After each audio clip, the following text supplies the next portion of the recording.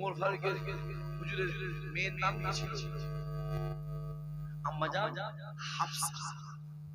আম্মা জান হাফসা। আর আবু বকরের মেয়ের নাম কি ছিল? আম্মা জান আয়েশা।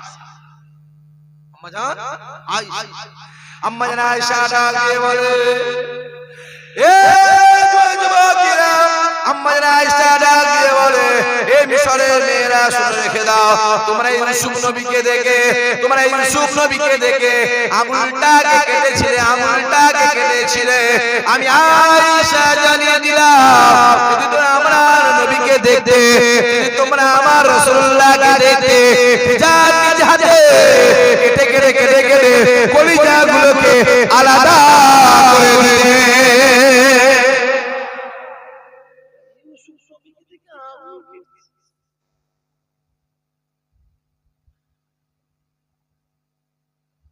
আমার নবীকে দিলে কলিজাটা ফেলে দিচ্ছে, আলাদা করে বুঝতে পারছিস?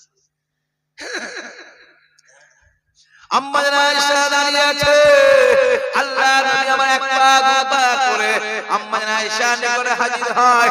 নবী আমার ডাক দিয়ে বলেছিল, ইয়া আয়েশা রে, ইয়া আয়েশা রে, ইয়া আয়েশা রে, আজকে আমি রাসূলুল্লাহ একটু আরাম করব, আমি একটু শোবো, আমি একটু ঘুমাবো। আম্মা জান আয়েশা সাথে গিয়ে বাড়ি থেকে হুজরা মুবারক থেকে একটা নরম বালিশ নিয়ে এলেন, তুলার নরম বালিশ নিয়ে এলেন। নবী আমার ডাক দিয়ে বলেছিল, ইয়া আয়েশা রে, আজকে আমি রাসূলুল্লাহ বালিশে ঘুমাবো না, ঘুমাবো না, ঘুমাবো না, আজকে আমি রাসূলুল্লাহ তোমার কোলে মাথা দিয়ে আরাম করব। তোমার কোলে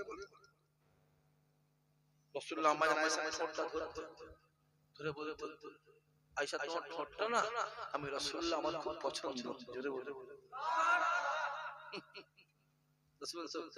আয়েশা, এটা আমার লাল টুরি, লাল টুরি স্ত্রী, জোরে বলবেন না আয়েশা, তুমি আমার খুব মহব্বতের স্ত্রী, জোরে বলেন। যুবকগুলো গিয়ে বলবে, ওগুলো বলবে আজকে ঠোঁটগুলো ধরে, তোমার ঠোঁটটা না আমার পছন্দের ঠোঁট, বলবে কি? সুন্নাতে মদিনাওয়ালা হলো, সুন্নাত রাসূলুল্লাহ।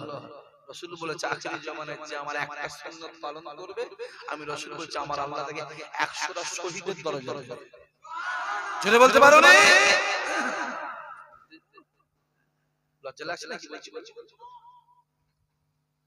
যাও করবে, আমার চাচাগুলোকে বলবো, চাচিগুলোকে গিয়ে জড়িয়ে ধরে বলবে, আমি তুমি আমার পছন্দের